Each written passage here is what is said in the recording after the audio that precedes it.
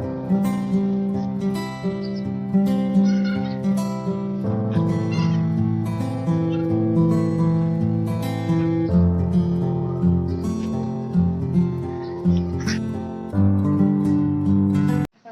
warahmatullahi wabarakatuh, Bu. Nama saya Olga Novatus Salihah dari Prodi Pendidikan Guru Sekolah Dasar FKIP Hamka. Saya di sini ingin tambah wawasan mengenai sekolah SD Negeri 04 Ciganjur ini melalui beberapa pertanyaan yang saya ajukan kepada Ibu sebagai Kepala Sekolah SD Negeri 04 Ciganjur ini.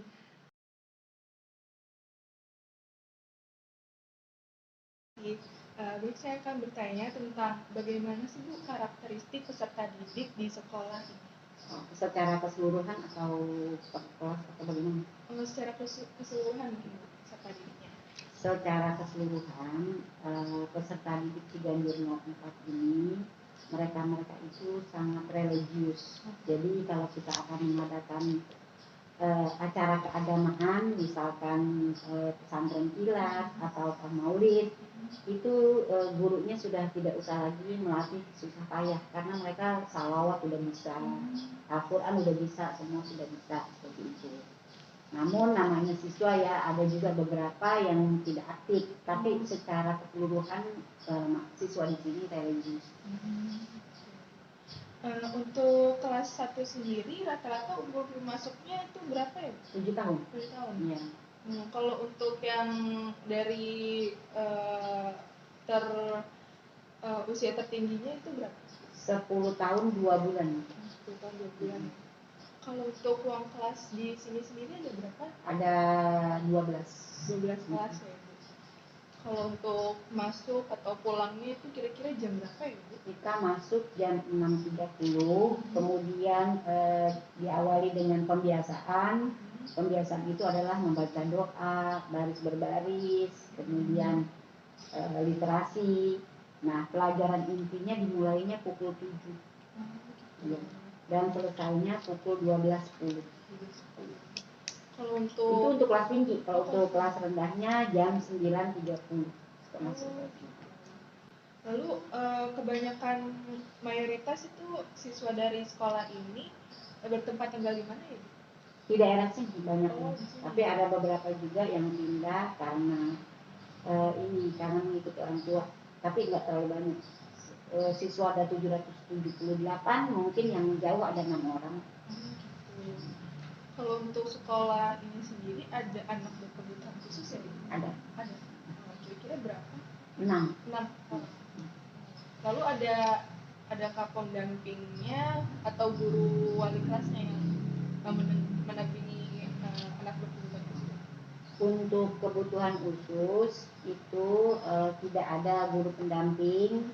Dari pihak sekolah sudah mengajukan guru pendamping di SLB, tapi sampai saat ini belum terlaksana. Cumanya guru tersebut diberi penataran dan pelatihan untuk menangani siswa yang berkebutuhan khusus. Gitu. Berarti dari wali kelasnya? Ya, dari sekolah mereka ditata untuk mengikuti untuk mengikuti penataran cara menangani siswa yang berkebutuhan khusus.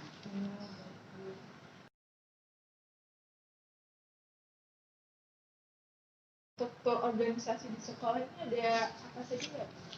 Ada satu struktur organisasi sekolah, struktur organisasi pramuka, struktur organisasi komite, ada lagi struktur organisasi UKS, ada lagi struktur organisasi laboratorium. Jadi setiap bidang itu ada struktur organisasinya. Untuk Kapsek, wakil kepala sekolah, TU seperti itu tugasnya kira-kira kalau tugas kepala sekolah yang secara juknis itu ada manajerial, ada edukasi, ada juga supervisi, kemudian ada lagi keuangan juga bisa. Tapi kalau yang tidak secara tertulis itu banyak sekali. Contoh misalkan ada wali murid yang salah paham dengan antar wali murid, itu kan termasuknya manajerial. Tapi manajerialnya itu adalah memang yang mendadak saja gitu loh. Kedua, misalkan ada siswa yang berantem, bagaimana setelah ditangani oleh guru, kemudian orang tuanya tidak terima, itu juga kita harus menangani supaya semuanya tetap kondusif, tapi hal-hal itu selalu ada.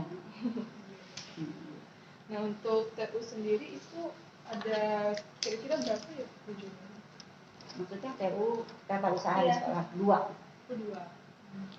Kalau untuk satpam dan penjaga sekolah, kira-kira tugasnya itu sama tidak ya? Kalau di SD itu satpam belum ada ya. Jadi adanya penjaga sekolah. Nah, penjaga sekolah ini kerjanya serabutan. Bisa nganterin siswa sebagai ojek kalau ada yang sakit. Bisa jadi keamanan di depan untuk menghalangi orang tua yang mau masuk ke dalam sini. Yang orang tua suka ngerumpi di mana di kantin, kebersihan, tanaman, ya dia jadi insinyur pertanian juga, jadi petugas kebersihan juga, jadi keamanan juga, seperti itu.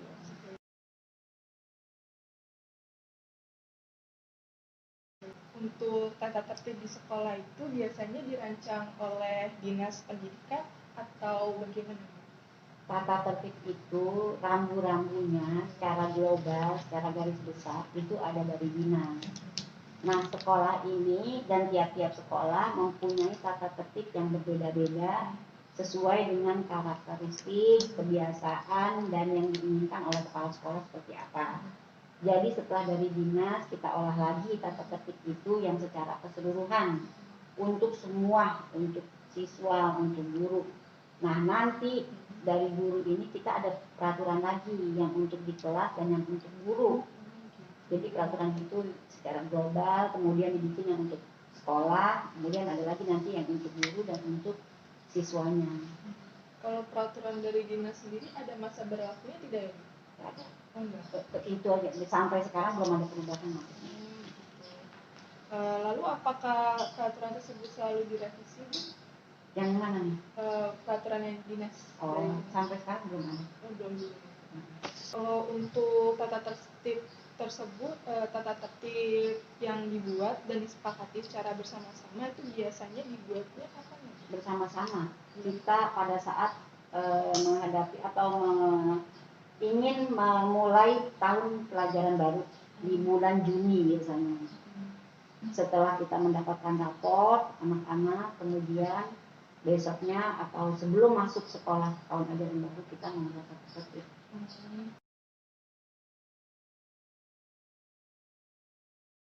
Apakah ada kegiatan informal yang ada di SD ini, Bu?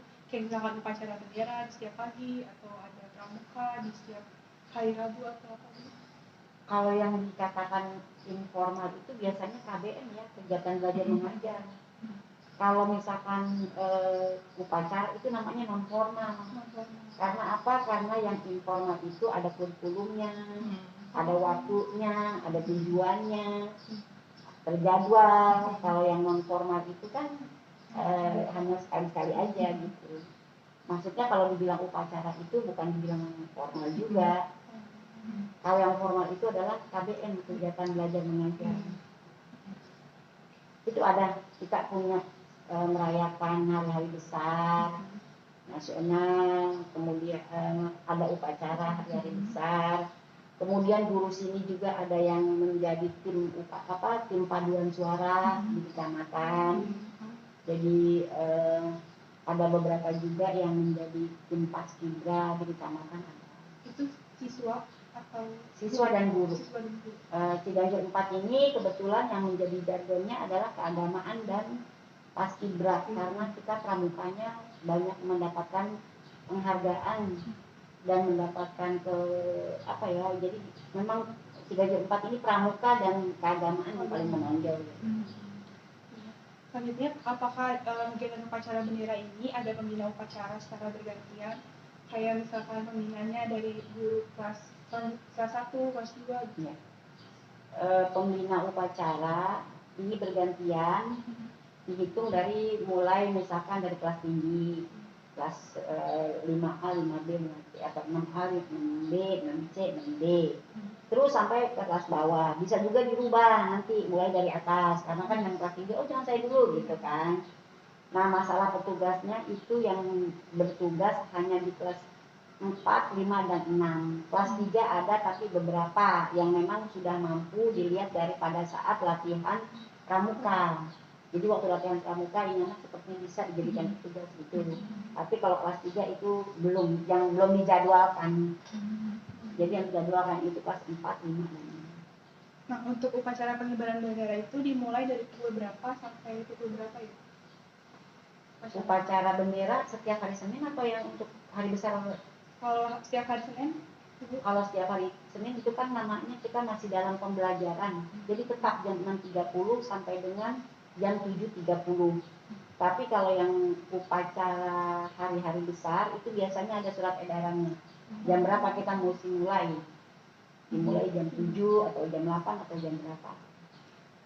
Selanjutnya, apakah ada rapat mingguan atau bulanan bagi guru? Kepala sekolah dengan guru atau guru dengan guru atau Kepala sekolah dengan guru? Itu ada setiap hari Senin. Itu biasanya mengenai apa ya?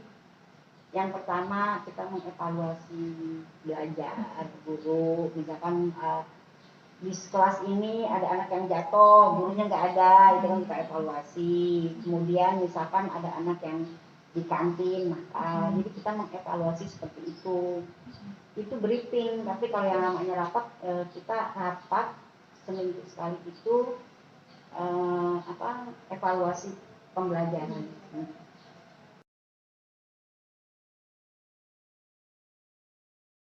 Apakah di SD ini ada proyektor di setiap kelasnya? Belum, tapi proyektor kita udah ada. Ada beberapa ya? Ya. Nah, dalam kegiatan belajar mengajar ini ada istirahat?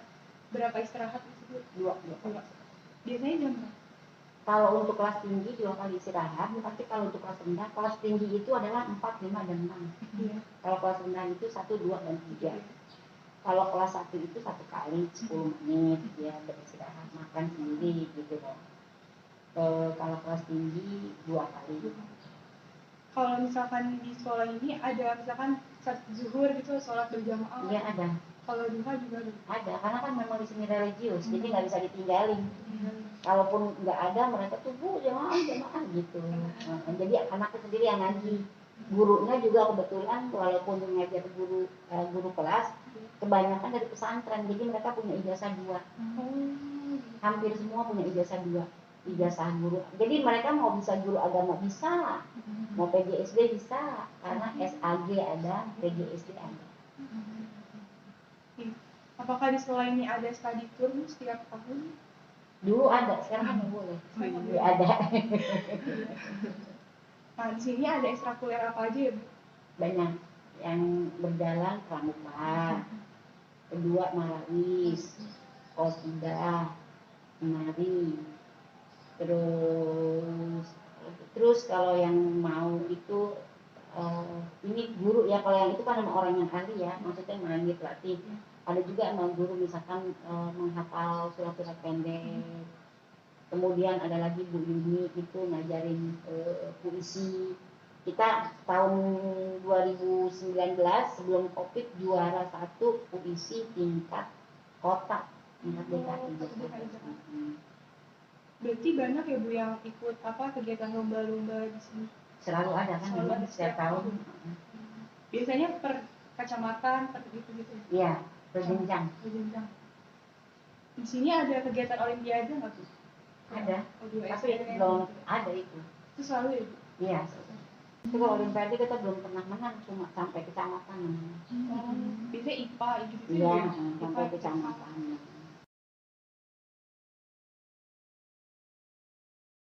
Tiap pagi ada kegiatan tadarus Bu? Ada setiap pagi. Itu misalkan satu per kelas atau per kelas? Per kelas. Diajarkan per kelas, karena kan memang gurunya itu semua religi semua, anak-anaknya juga udah bisa juga, gurunya nggak usah ngajar. Jadi setiap pagi wajib ya? Jadi kalau nggak libur begini jam 11 tuh mereka pokoknya zuhur sebelum 10 menit kan mereka udah yang berwudu, berselawat gitu loh. Nggak cuma sholat aja gitu, enggak. Jadi ada tiketnya sekarang, tiket kelas 5. Mereka tuh mengadakan acara keagamaan itu, bersalawat, ngaji, apa. Berarti biasanya bawa bawa mukena sendiri. Enggak, di sini disiapkan, tapi mereka bawa juga. Kan muridnya ada 700-an. Disiapkan mungkin 30, itu untuk anak yang lupa saja. Nah, apakah habis tadarus itu ada literasi biasa 10 menit gitu? Kalau literasi di kelasnya masing-masing. Ada tapi setiap pagi? Ada. Setiap pagi ada, setiap istirahat ada, setiap ada waktu luang ada untuk literasi. Kan kita punya perpustakaan. Pustakaan sekolah. Jadi setiap itu masak sama gitu? Iya, jadi kalau olahraga udah selesai mereka istirahat sana. Gitu. Kemudian anak-anak yang waktu istirahatnya agak panjang, ada juga anak yang lari-larian, yang ke kantin, tapi ada juga yang ke kampus. Berarti selalu dibuka ya? Kalau Ya, terima kasih Bu atas waktunya, jawabannya. Terima kasih. Terima kasih Bu. Assalamualaikum warahmatullahi wabarakatuh. Waalaikumsalam. Ya Ibu, jadi ini terakhir saya ingin bertanya, adakah pesan atau motivasi untuk calon guru untuk menjadi guru di masa depan gitu Bu? Ada nggak Bu? Kalau misalkan Mbak Olga sama Mbak Aulia ini jadi guru, yang pertama itu adalah harus ikhlas. Karena nanti kita di dalam kelas menghadapi 32 siswa yang berbagai macam karakter. Nah, apa yang dikatakan ikhlas itu, kita belum tahu nih nanti kita dapat sekolah yang mana. Apakah yang buruk, apa yang tidak gitu. Jadi begitu kita udah berniat jadi guru, dengan ikhlas, insya Allah semuanya jadi pahala.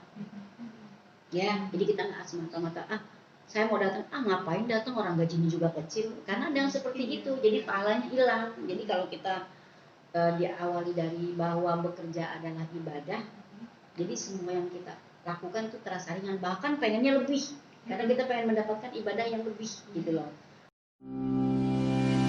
Di sini ada dokumentasi mengenai jadwal BEL